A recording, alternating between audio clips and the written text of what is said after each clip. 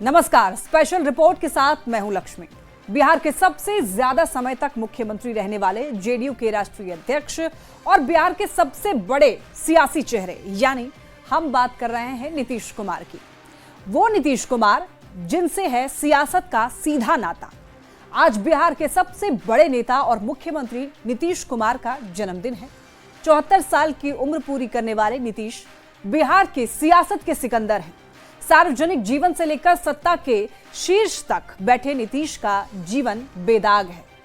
कैसे नीतीश बन गए बिहार के सबसे बड़े नेता, क्यों नीतीश बन गए हैं सभी पार्टियों के लिए अहम, नीतीश के बर्थडे पर देखिए हमारी ये बेहद खास रिपोर्ट।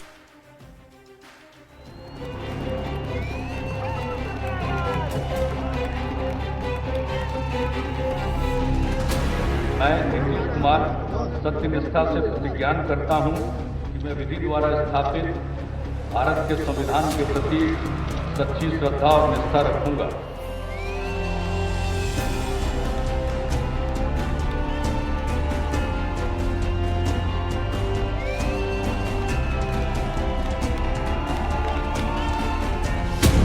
बिहार की राजनीति के इतिहास में नीतीश कुमार ऐसे चौथे मुख्यमंत्री हैं जिन्होंने 5 साल का कार्यकाल पूरा किया। नीतीश कुमार ने बिहार के प्रथम मुख्यमंत्री श्री कृष्ण सिंह के सबसे लंबे समय तक सीएम बने रहने का रिकॉर्ड तोड़ा।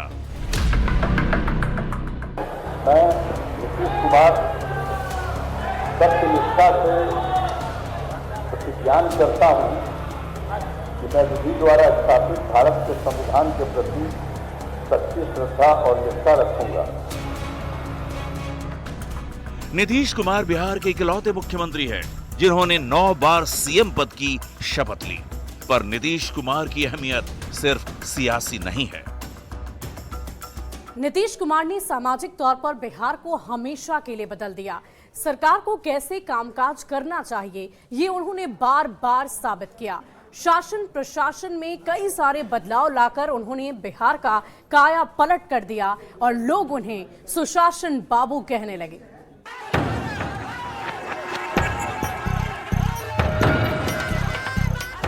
अपहरण, लूटपाट 2005 से पहले बिहार में अखबारों की सुर्खियां हुआ करती थी। हालात इतने बदतर थे कि बिहार को जंगल राज का पर्याय माना जाता था। पर 2005 में हुआ सत्ता परिवर्तन।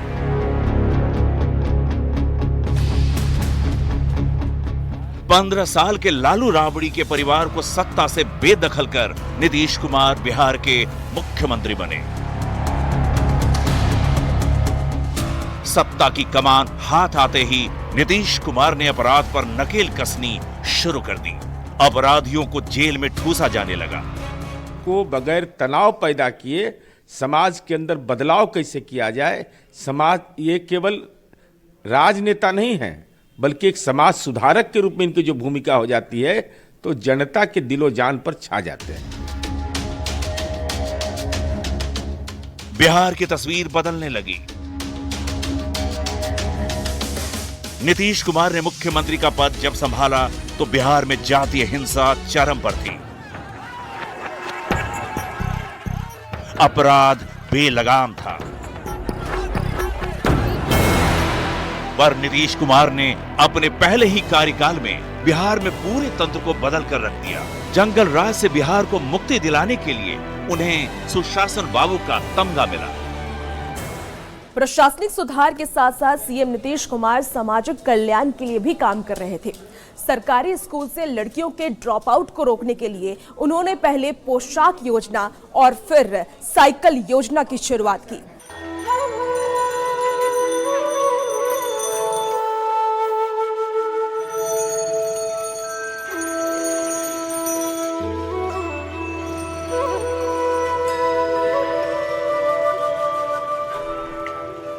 महिलाओं को नीतीश कुमार का सबसे बड़ा वोट बैंक माना जाता है। उसकी वजह है महिलाओं और लड़कियों के लिए नीतीश सरकार में लाई गई योजनाएं। सरकार में आते ही उन्होंने स्कूली बच्चों के लिए पोशाक योजना की शुरुआत की, जिससे वैसे परिवार की लड़कियों ने प्राइमरी के बाद स्कूल छोड़ना बंद कर दिया था जो कपड़े नहीं खरीद पाते थे।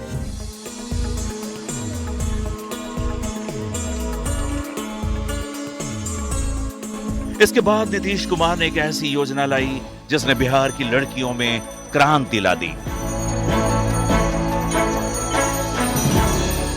साइकिल योजना से दूर दराज के गांव में रहने वाली लड़कियों को अपनी पढ़ाई जारी रखने का हौसला मिला। अपने अब तक के कार्यकाल में नीतीश कुमार ने महिलाओं के लिए कई जन कल्याणकारी योजनाएं चलाई। जीविका दीदी योजना, पंचायती राज में महिलाओं को 50% का आरक्षण देना, बिहार पुलिस में महिलाओं को 35% रिजर्वेशन देना, महिलाओं को सशक्त बनाना नीतीश कुमार की प्राथमिकता रही है। यहां तक कि बिहार का सबसे चर्चित और विवादित शराबबंदी कानून भी महिलाओं के कहने पर ही नीतीश कुमार ने लागू किया था। नीतीश कुमार के सत्ता में आने से पहले लालू राबड़ी के शासनकाल को विपक्ष लालटेन युग कहकर पुकारता था। बिहार में बिजली की भारी कमी थी, गांव देहात में पक्की सड़कें नहीं थी। नीतीश कुमार के पहले ही कार्यकाल में घर घर बिजली पहुंच गई। गांव गांव तक सड़कों का जाल बिछ गया। सड़कें ऐसी कि आज बिहार के किसी भी गांव से 6 घंटे के अंदर राजधानी पटना पहुंचा जा सकता है। जब 2005 में सरकार बनी तो उसमें लॉ एंड ऑर्डर का विषय वो सबके संज्ञान में है। सुशासन बाबू के नाम से जाने गए पूरे देश के अंतर्गत उसको आगे बढ़ाने का काम किए। जो अति पिछड़ा का सम्मान माननीय कैलाशपति मिश्र जी जब माननीय कर्पूरी ठाकुर जी के साथ वित्त मंत्री थे तो दोनों के राह को आगे अनवरत बढ़ाने का काम किए। अति पिछड़ा का सम्मान, महिलाओं का सम्मान, आरक्षण से लेकर सब प्रकार से महिलाओं का सम्मान। 2015 में बिहार के चौतरफा विकास के लिए मुख्यमंत्री नीतीश कुमार ने 7 निश्चय योजना की शुरुआत की। इसे नीतीश निश्चय, विकास की गारंटी और विकसित बिहार के 7 सूत्र नाम दिया गया। नीतीश कुमार के 7 निश्चय में महिलाओं को सरकारी नौकरी में 35% आरक्षण, युवाओं के लिए स्टूडेंट क्रेडिट कार्ड, स्वयं सहायता भत्ता, विश्वविद्यालय और कॉलेजों में मुफ्त में वाईफाई की सुविधा, हर घर तक स्वच्छ पानी पहुंचाना, हर गांव को पक्की सड़क और 2016 के बाद 5 साल में हर एक घर तक मुफ्त बिजली कनेक्शन पहुंचाने की बात कही गई।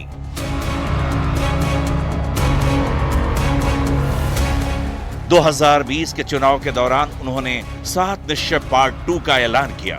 इसमें युवा शक्ति, बिहार की प्रगति, सशक्त महिला, सक्षम महिला, स्वच्छ गांव, समृद्ध गांव, सुलभ संपर्कता, सबके लिए अतिरिक्त स्वास्थ्य सुविधा, स्वच्छ शहर, विकसित शहर और हर खेत तक सिंचाई का पानी का वादा किया गया। तो अगर डेमोक्रेटिक तरीके से कोई पार्टी, डेमोक्रेटिक तरीके से कोई व्यक्ति गवर्नेंस को लेकर के, लॉ एंड ऑर्डर को लेकर के, योजनाओं को लेकर के, विकास के अलग अलग आयाम को लेकर के, शिक्षा और स्वास्थ्य को लेकर के जो व्यक्ति अगर कमिटेड है तो स्वाभाविक है कि यह व्यक्तित्व नीतीश कुमार में दिखता है और इसकी वजह से बिहार की जनता बार बार इन पर मुहर लगाती है। 2022-23 में महागठबंधन की सरकार ने युवाओं को नौकरियां दी और वो नौकरियां इसी योजना के तहत दी गई। तो जनता को सरकार द्वारा चलाई जा रही योजनाओं का लाभ मिल पा रहा है या नहीं, जनता सरकार से खुश है या नहीं, जब भी इसकी शंका हुई नीतीश कुमार यात्रा पर निकल पड़े। 2005 से अब तक के कार्यकाल में नीतीश कुमार पर आज तक भ्रष्टाचार का कोई आरोप नहीं लगा। उनके बेदाग छवि उनके कद को और भी ज्यादा मजबूत करती है। नीतीश कुमार की सियासत जनता दल के धुरी के इर्द गिर्द ही घूमती रही। उनकी पार्टी जनता दल यूनाइटेड का भारतीय जनता पार्टी के साथ लंबे समय तक गठबंधन रहा। फिर भी दूसरे दलों के समाजवादी विचारधारा वाले नेताओं के साथ उनके संबंध मधुर बने रहे। बेदाग छवि और सबके साथ अच्छे रिश्ते रहने के कारण नीतीश ने जब जिस गठबंधन की ओर पलटकर देखा, उनके लिए दरवाजा खुला मिला। 20 साल में न तो नीतीश कुमार ने अपनी सक्रियता कम होने दी और न ही अपनी प्रासंगिकता।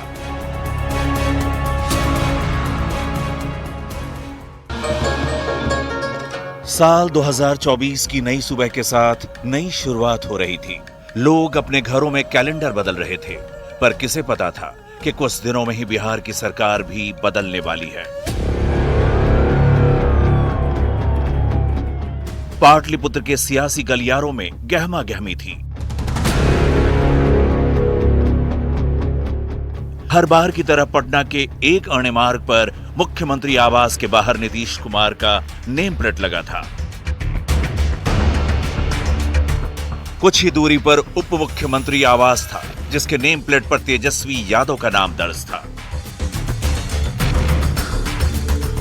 और पास में ही सम्राट चौधरी के घर के बाहर नेता प्रतिपक्ष का नेम प्लेट लगा था।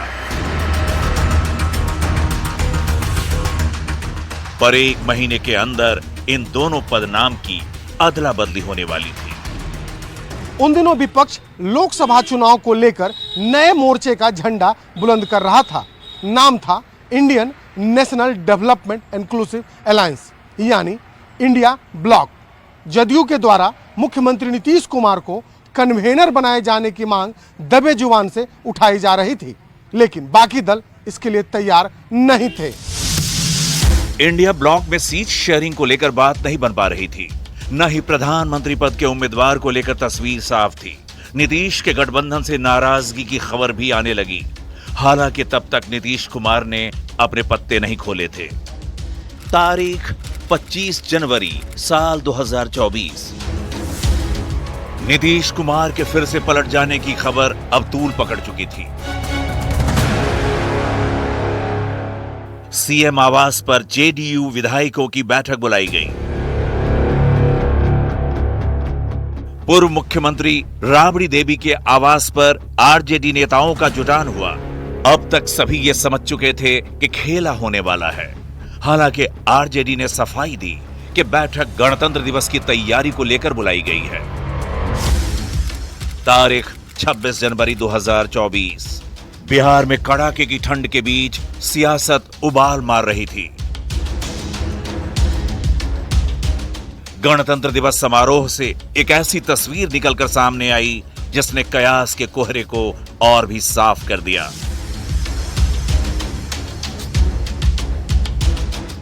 गणतंत्र दिवस पर तेजस्वी यादव की कुर्सी काफी देर तक खाली रही।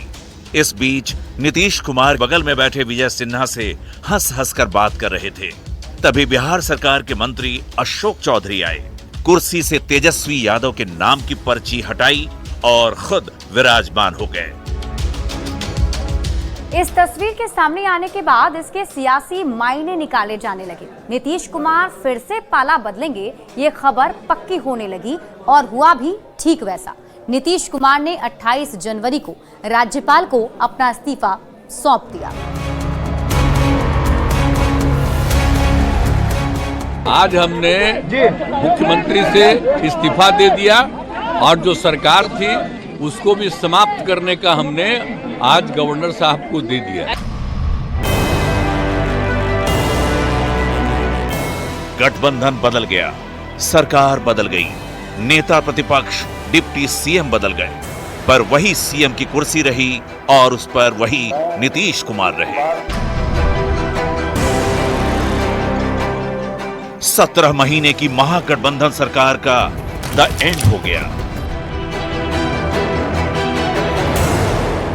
28 जनवरी को सुबह तत्कालीन राज्यपाल राजेंद्र आर लेकर को अपना इस्तीफा सौंपने के बाद उसी दिन शाम को नीतीश कुमार ने 9वीं बार एनडीए के साथ मिलकर मुख्यमंत्री पद की शपथ ली।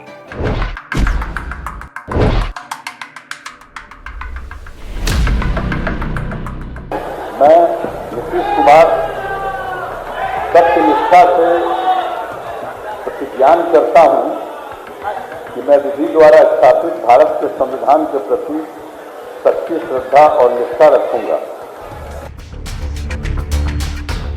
राष्ट्रीय जनता दल से नाता तोड़ने के बाद नीतीश कुमार ने आरोप लगाया कि सरकार वो चला रहे थे और तेजस्वी यादव उनके काम का क्रेडिट ले रहे थे। इतना ही नहीं, आरजेडी नेताओं की गड़बड़ी की शिकायतें भी आ रही थीं। और जब आप लोग आए तो 7 निश्चय 2 का काम हो रहा था, तभी क्लेम कर रहे हैं कि आप ही किए हैं। अब आप शिक्षा लिए तो अपने गड़बड़ करते थे, हर बार रोक देते थे। एनडीए से हाथ मिलाने के बाद एक बार फिर बिहार में डबल इंजन की सरकार बन गई। पिछली एनडीए सरकार के दौरान शुरू हुई जो परियोजनाएं अटकी हुई थीं, उन्हें अब रफ्तार मिलने लग गई।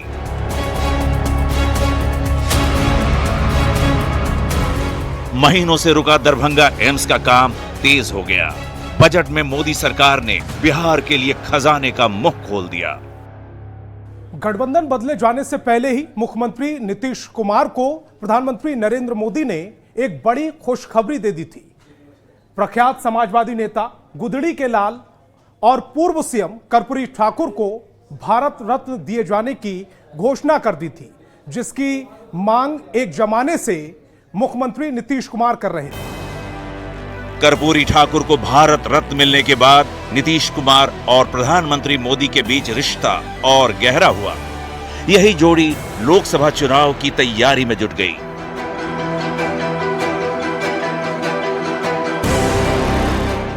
डबल इंजन की सरकार बनने के बाद विकास के काम रफ्तार पकड़ रहे थे। लोकसभा चुनाव की तैयारी भी तेज होती जा रही थी। इंडिया ब्लॉक में अभी तक नेतृत्व को लेकर के उलझन थी, मगर एनडीए मोदी की अगुवाई में चुनाव लड़ेगा ये बिल्कुल साफ था। और ये भी साफ था कि नीतीश कुमार इस सियासी लड़ाई में मोदी के साथी होंगे। प्रधानमंत्री जी को भी मैं बधाई देता हूं। हमारे नीतीश बाबू की इसमें बहुत बड़ी भूमिका रही। तारीफ पर तारीफ, तारीफ पर तारीफ।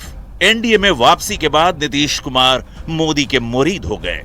जिस सभा में जाते प्रधानमंत्री नरेंद्र मोदी की तारीफों के पुल बांध देते।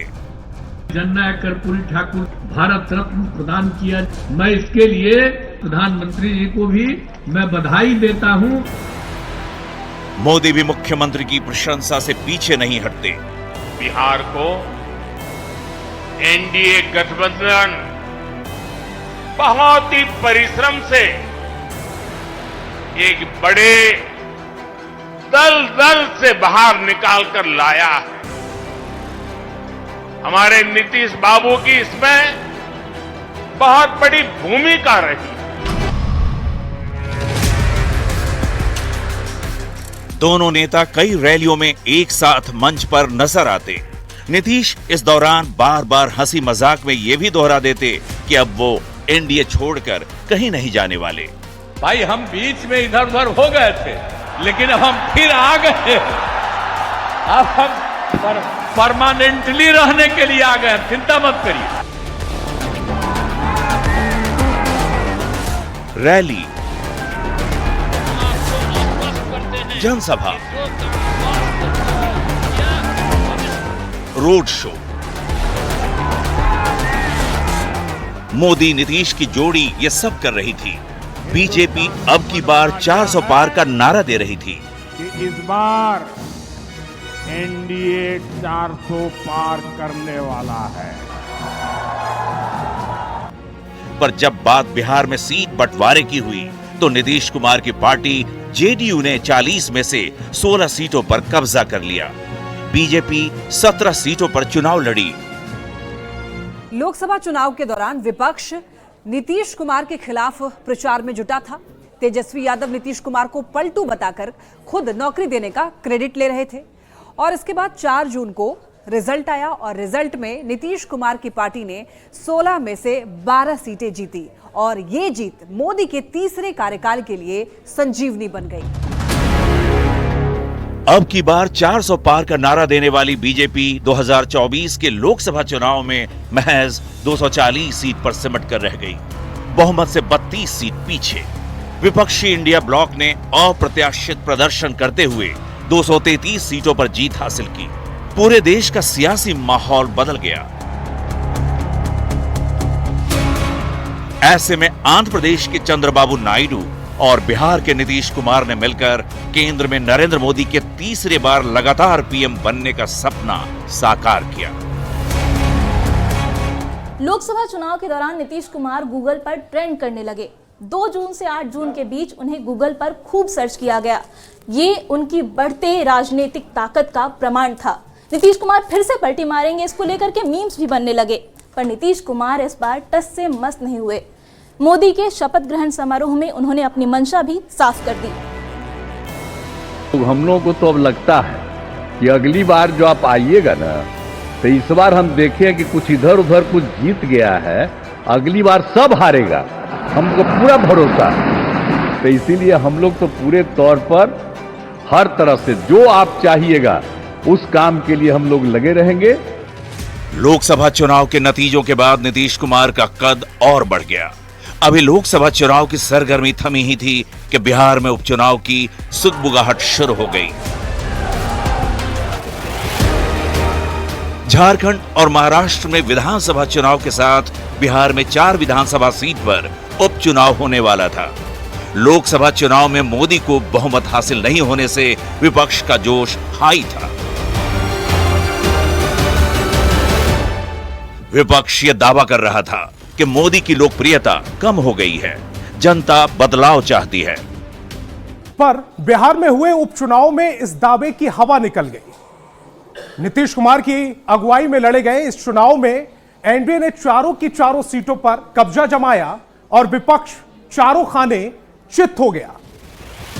केंद्र में मोदी के तीसरे कार्यकाल का मुख्य सूत्रधार बनकर नीतीश कुमार ने देश में अपनी छवि एक मंझे हुए सियासी खिलाड़ी के तौर पर स्थापित कर ली थी।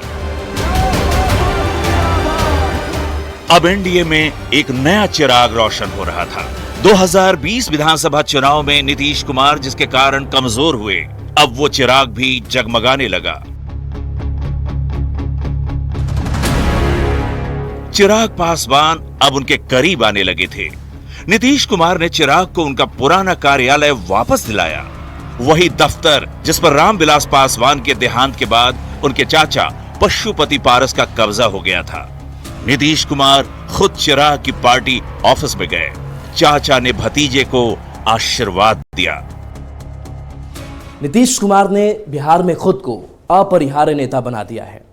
तभी तो चाहे महागठबंधन हो या एनडीए, पिछले 2 दशक में चुनाव वही जीता जिससे नीतीश का साथ मिला।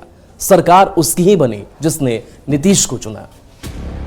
नीतीश कुमार एक ऐसा नाम बन गए हैं जिसका विकल्प बिहार में कोई और दिखाई नहीं देता। आरजेडी हो या बीजेपी, जब सरकार बनाने की बात आई तो दोनों को ही नीतीश कुमार की जरूरत पड़ी। सीएम का चेहरा नीतीश ही रहे। –